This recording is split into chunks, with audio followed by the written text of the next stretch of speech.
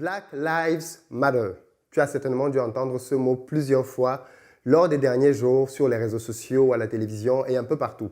C'est le slogan qui est utilisé aujourd'hui pour revendiquer la justice suite au décès de George Floyd aux États-Unis. Il se trouve que derrière ce concept-là, il y a une idéologie qui est formidable, qui est géniale, qui est de dire que la vie des Noirs américains vaut au moins autant que celle des Blancs et de toute autre personne dans le pays. Et derrière cette idéologie-là, bien évidemment, l'on retrouve beaucoup de personnes de la communauté qui défendent mordicus ce droit-là. Mais il se trouve que derrière ce droit-là, on est en droit quand même de se poser certaines questions qui fâchent, mais que personne n'ose en réalité aborder. Et je vais en parler aujourd'hui très clairement. Clairement, j'ai le sentiment que Black Lives Matter quand il s'agit des Noirs américains. Parce que partout ailleurs dans le monde, quand les Noirs subissent les pires traumatismes, les pires injustices, comme on va le voir dans cette vidéo, c'est le silence total. On les laisse vivre avec leurs difficultés, mais dès qu'un Noir américain subit quelque chose, c'est le tollé. Tout le monde prend ses pancartes, tout le monde change son profil Facebook, YouTube, Instagram, ainsi de suite, pour revendiquer un peu plus de justice. Mais un peu plus de justice pour qui? Parce que les Black Lives Matter dont on est en train de parler, vous pensez que ça bénéficie aux gens qui meurent tous les jours au Congo? Vous pensez que ça bénéficie aux gens qui meurent tous les jours au Cameroun, dans la région nord-ouest-sud-ouest? Vous pensez vraiment que ça bénéficie à ces milliers de personnes qui meurent dans la Méditerranée? Bien sûr que non. Il y a aujourd'hui dans la communauté une sorte de silence et d'hypocrisie sur les sujets que l'on ose traiter. Et dans cette vidéo, clairement, on va se dire la vérité.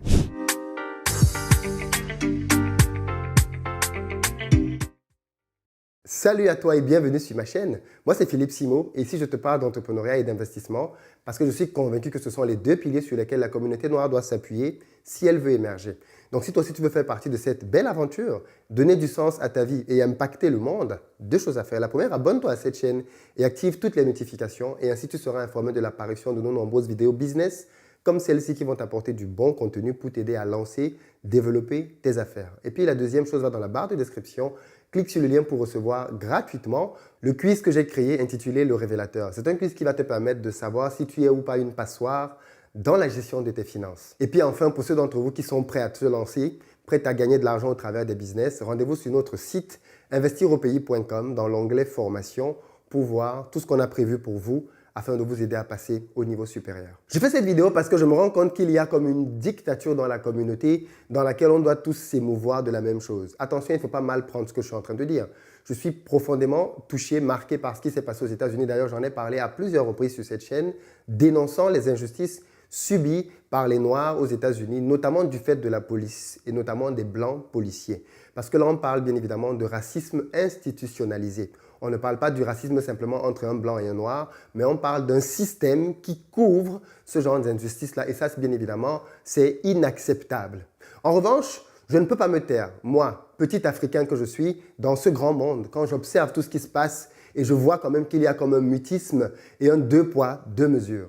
Quand il s'agit de traiter les problèmes qui touchent les Noirs aux États-Unis, c'est l'univers tout entier, les Noirs de toute la planète qui sont derrière eux, rangés pour les soutenir. Mais est-ce que vous avez remarqué que l'inverse n'est pas vrai? Est-ce que vous avez remarqué que dans la communauté de manière générale, il y a comme une pyramide qui fait que plus tu es bas dans la pyramide, plus peu importe ce qui t'arrive en réalité, tout le monde se tait, à commencer par les propres frères de la communauté noire. Sinon, comment expliquer le silence qu'il y a face aux nombreuses atrocités que les Noirs subissent un peu partout dans le monde? On dirait que le problème de beaucoup de gens, c'est juste les Blancs. Parce qu'en fait, beaucoup de gens se lèvent pour revendiquer quand c'est un Blanc qui tue un Noir. Mais quand c'est un Noir qui tue un Noir, silence. On peut tuer du Noir, il n'y a pas de problème. J'en ai déjà parlé d'ailleurs dans cette vidéo. Il y a des gens sur le continent africain qui, tout ce qu'ils ont de noir, c'est leur couleur de peau. Mais dans leur manière d'agir, ils sont pires que des colons. Silence total. On peut tuer du Noir tranquillement tant que c'est un autre Noir qui est aux manettes. La preuve, aux États-Unis par exemple, dans lesquels on dénonce ardemment les meurtres commis par des Blancs vis-à-vis des Noirs, est-ce que tu sais que les Noirs tuent plus, beaucoup plus d'autres Noirs que la police ne le fait? Beaucoup, beaucoup plus. Et malheureusement, tout ceci reste silencieux. Où sont donc les gens qui sont dans la rue avec des pancartes pour dire que la vie des Noirs compte et dénoncer le fait que d'autres Noirs tuent des Noirs? Où sont-ils? On ne les voit pas. Attention, je ne suis pas en train de confondre le fait que d'une part, il y a des individus entre eux et d'autre part, il y a un système, je l'ai dit au début. Mais si c'est la vie des Noirs qui comptait, alors peu importe qui la retranche, cela devrait entraîner une indignation collective et massive. Mais on constate bien très clairement que malheureusement, quand ce sont des Noirs qui sont tués et qu'il n'y a pas de Blancs derrière, bien souvent, c'est silence radio. Quand la France les États-Unis ou je ne sais pas trop quel autre pays va en Afrique et fait des bêtises, on est prompt à se lever pour réagir. Mais quand c'est fait par des Noirs, silence total. La preuve, la RDC. Le conflit qui est en RDC depuis des années et qui a déjà tué des millions de personnes. On ne parle pas de George Floyd une seule fois. On parle des millions de personnes qui meurent en RDC. On parle même de conflits là-bas pour lesquels il y a un nombre incalculable de preuves, de livres qui ont été faits, de témoignages. Tenez par exemple le docteur Denis Mukwege, qui a été prix Nobel de la paix il y a de cela juste, je pense, 1 an. Mais il a été prix Nobel de la paix pourquoi? Parce qu'il guérissait, il reparait du moins à son niveau des femmes victimes de ces traumatismes-là. C'était par là le moyen de mettre devant la face du monde entier une horreur que tout le monde connaît. C'est à se demander d'ailleurs pourquoi ce n'est que maintenant, X nombre d'années après, qu'il a reçu ce prix-là. Il faut se poser les bonnes questions. Est-ce que tu te sens concerné par ce qui se passe en RDC? Probablement non. Mais tu es aujourd'hui en train de faire le malin sur les réseaux sociaux. Tu es aujourd'hui en train d'activer toutes les bannières, de changer toutes tes pages, de mettre du noir partout. Et quand les gens meurent en RDC, ces vilains ne comptent pas. Ces femmes qui sont violées là-bas, ces vilains ne comptent pas. Pire, tous ces crimes-là sont commis par d'autres noirs. Est-ce qu'à ce moment-là, on doit se taire? On doit permettre qu'il y ait des systèmes de ségrégation sur le continent tant que c'est fait par des noirs? Est-ce qu'on doit se taire à ce niveau-là? Prenons la Méditerranée. Prenons la Méditerranée. On sait tous que la Méditerranée tue chaque année des milliers, des dizaines, peut-être même des centaines de milliers d'Africains qui essaient d'arriver en Europe par ce canal-là. On le sait tous. Tu t'indignes pour ça? Je ne vois pas beaucoup de mouvements autour de ça. Je ne vois pas beaucoup la communauté se sentir touchée par ça. Ce sont quand même des vies, non? Celle-là, elle compte moins. On parle de l'esclavage en Libye. Il y a de l'esclavage en Libye. On le sait tous. Je t'entends t'émouvoir par rapport à ça. Où sont donc les personnes qui prennent à cœur ce genre de sujet, font des mobilisations, des manifestations et agissent pour que ça change? Où sommes-nous? La Mauritanie, c'est en Afrique, n'est-ce pas? L'esclavage existe encore en Mauritanie de nos jours. On le sait tous. Est-ce que tu t'émeus pour ça? Ou alors ces personnes qui sont en esclavage là-bas, finalement, ce n'est pas très grave. Les seules vies qui comptent, ce sont celles qu'on médiatise, ce sont celles qui sont aux États-Unis, ce sont celles qui sont dans l'échelle supérieure de la communauté. Je pense que c'est une hypocrisie de laquelle il faut sortir. Prenons le cas, par exemple, de Boko Haram. C'est une organisation terroriste qui a déjà tué tellement de milliers d'Africains sur le continent. Que ce soit au Mali, au Nigeria, au Cameroun, au Tchad, les pays du Golfe du Guinée, les pays de la région sous-saharienne, combien de personnes sont tuées là-bas par cette secte islamique terroriste? Combien de personnes? Est-ce qu'on en entend parler? Non. À chaque fois qu'il était question de terrorisme, on n'entendait parler que de Syrie.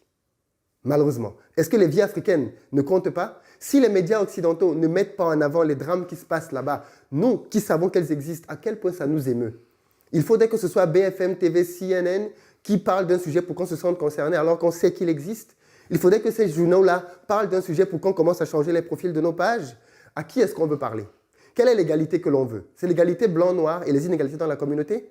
Ou on veut que tout le monde, de manière générale, ait droit aux mêmes aspirations, à la même vie et au même bonheur sur cette planète? Je veux vraiment que cette vidéo nous interpelle le plus profond de nous parce que je pense qu'on ne va rien construire tant qu'on va laisser demeurer au milieu de la communauté, entre nous-mêmes, ce genre d'inégalité.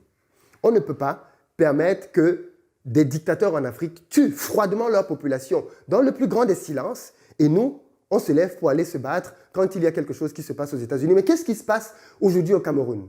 L'armée camerounaise a tué à plusieurs reprises des civils, à plusieurs reprises. Ça a été filmé, ça a été documenté à plusieurs reprises. Elle a nié avant qu'elle ne soit confondue et elle-même elle a fini par reconnaître que c'est l'armée qui a tué des innocents civils. Tu t'es senti avec l'armée camerounaise à ce moment-là? Tu t'es senti touché par ce qui s'est passé là-bas? Non. Quand on parle des béquets dans les îles qui exploitent, dominent les Noirs qui sont là-bas, tu te sens concerné par ce qui se passe dans les îles? Non. Mais dès que c'est aux États-Unis, dès qu'on fait 2-3 vidéos dessus à la télévision, là tu changes ton profil, là tu te sens noir, là tu veux que tout change. Est-ce que c'est sérieux? Je sais que ce que je dis là maintenant choque certainement beaucoup de personnes, mais à un moment donné, c'est ma démarche. Si on n'ose pas se dire les vérités, on se trompe en disant qu'on est frère. Frère, ce n'est pas juste une couleur de peau. C'est une question de comment on réagit. Comment on se sent affecté, touché par les choses qui se passent. Il y a eu Charlie en France, on a vu tout le monde entier bouger. On a vu les présidents du monde entier venir en France pour pleurer les personnes qui étaient décédées. On a même vu des présidents africains venir pour la marche à Paris. Quelques jours après, il y a eu des attentats en Afrique. Il y a eu des attentats en Côte d'Ivoire. Je crois que c'était à Grand Bassam. Il y a eu des attentats au Kenya. Où étiez-vous? Personne ne s'est mobilisé. Personne n'est venu dire c'est grave, ces vies-là comptent. Personne, personne, personne. À un moment donné, que les autres le fassent, que les Occidentaux le fassent, à la limite, on peut le comprendre. Mais que dans notre propre communauté, nous ne parvenions pas à discerner, avoir la lucidité pour savoir quels sont nos réels combats, alors on est simplement manipulé. Vous pouvez dire ce que vous voulez, mais si vous ne réagissez qu'aux crimes qui sont mis devant BFM TV, devant CNN, vous êtes manipulé. Parce que ça veut dire que vous avez une indignation sélective. Vous choisissez les sujets qui vous font mal et vous ignorez les autres. Je le répète, des George Floyd, malheureusement, il y en a des centaines de milliers sur le continent africain chaque année, tués par la police de leur propre pays. Vous vous indignez? Jamais. Au grand jamais. C'est un fait divers. Mais dès que ça touche un Américain, boum, oulala, là là là là là là. Je répète, je suis profondément touché par ce qui s'est passé aux États-Unis, mais je ne peux pas avoir une indignation sélective. Je suis indigné pour ce qui se passe là-bas. Je suis indigné pour ce qui se passe en RDC. Je suis indigné pour ce qui se passe dans la Méditerranée. Je suis indigné partout où je suis informé que des Noirs souffrent. Je suis indigné par la ségrégation qu'il y a eu en Afrique du Sud récemment, dans lesquelles des Noirs sud-africains lynchaient des Noirs zambiens en disant qu'ils sont venus en Afrique du Sud voler leur job. Je suis indigné à chaque fois qu'une vie est ôtée injustement. Peu importe qui est derrière cet acte-là. Et je le condamne avec ma dernière énergie. Et je ne veux simplement pas que nous tombions dans le piège de devenir des caisses de résonance pour les causes d'autres personnes. Il y a des élections aux États-Unis dans quelques mois et cette histoire de George Floyd est devenue un atout politique dont les démocrates se servent avec un agenda politique. Tous ceux qui ont une lecture géopolitique le voient. Je ne dis bien évidemment pas qu'il ne faut pas dénoncer, il faut être stratégique, j'en ai déjà parlé ici à plusieurs reprises, mais je veux juste nous appeler à faire très attention à l'indignation sélective. Parce que pour revenir sur un point de vue business, penses-tu réellement que tu peux faire du business avec quelqu'un qui s'en fout que tu meurs? Pose-toi la question. Penses-tu vraiment que la communauté peut réellement avancer si on ne s'aime pas? Penses-tu vraiment qu'aujourd'hui, tu peux te sentir réellement concerné par le business de quelqu'un d'autre si tu t'en fous complètement qu'il soit en deuil? Moi, je pense qu'il faut pleurer avec ceux qui pleurent et rire avec ceux qui rient. Et dans la communauté, quand quelqu'un est en deuil, on doit tous être en deuil. Et j'aime bien l'exemple du corps humain, parce que dans le corps humain, quand ton petit doigt te fait mal, c'est tout le corps qui est indisposé. L'œil ne dit pas « Oh, je m'en fous, je suis bien ». Non, il a mal, parce que le petit doigt a mal. Et quand l'œil a mal, le pied ne dit pas « Oh, je m'en fous ». Non, le pied a mal, parce que l'œil a mal. Et c'est ça qu'on appelle un corps. Un corps indivisible, un corps qui ressent la douleur, peu importe par où il est attaqué. Et si la communauté noire veut réellement se faire respecter et passer des étapes dans sa manière à elle de pouvoir avoir une population qui s'en sort économiquement, mais pas que, il faut qu'elle devienne un corps soudé, un corps qui est conscient que partout où elle a des membres, elle a des représentants, et c'est avec eux qu'elle doit pouvoir travailler et vivre. Une fois de plus, ceci n'est pas une exclusion, parce que beaucoup de gens, quand tu dis ce genre de choses, ils pensent que tu es en train de faire du racisme. Vous n'avez rien compris du tout. Je suis juste en train de parler aux gens de la communauté, parce que dans notre communauté, on a des problèmes profonds qu'il faut résoudre. Il faut aimer qui nous sommes. On est là à dénoncer, je ne sais pas moi, le colorisme, à dénoncer d'autres travers comme ça. Mais où est l'amour? Où est l'amour? Et ça, c'est quelque chose, bien évidemment, qui est à notre portée. J'espère que cette vidéo te parle, qu'elle te donne envie de te bouger, envie de réaliser que oui, George Floyd est mort, c'est très grave, il faut agir pour que ce genre de choses change, mais il n'y a pas que George Floyd. Il y a beaucoup de George Floyd inconnus, du moins qui ne sont pas passés à la télévision, qui meurent chaque jour, dont on est informé et pour lesquels nous devons agir. Arrêtons de laisser aux Congolais les problèmes du Congo, aux Camerounais les problèmes du Cameroun, aux Antillais les problèmes des îles, aux gens des banlieues les problèmes des banlieues, aux Américains les... Non, non. Sentons-nous concernés par ce qui se passe dans la communauté. Et croyez-moi, une fois qu'on a fait ça, on va franchir un palier énormissime. Énormissime. C'était mon message aujourd'hui et j'espère qu'il te parle. Et s'il te parle, fais-le circuler parce qu'il va parler certainement à beaucoup d'autres personnes. On va faire une émission ce soir en direct sur la chaîne à 21h30, YouTube, Facebook, pour pouvoir aborder ce sujet-là. Je compte donc sur toi pour être présent, pour continuer de réfléchir ensemble sur comment on aborde aussi cette thématique-là du noir vis-à-vis de son frère noir. À très bientôt.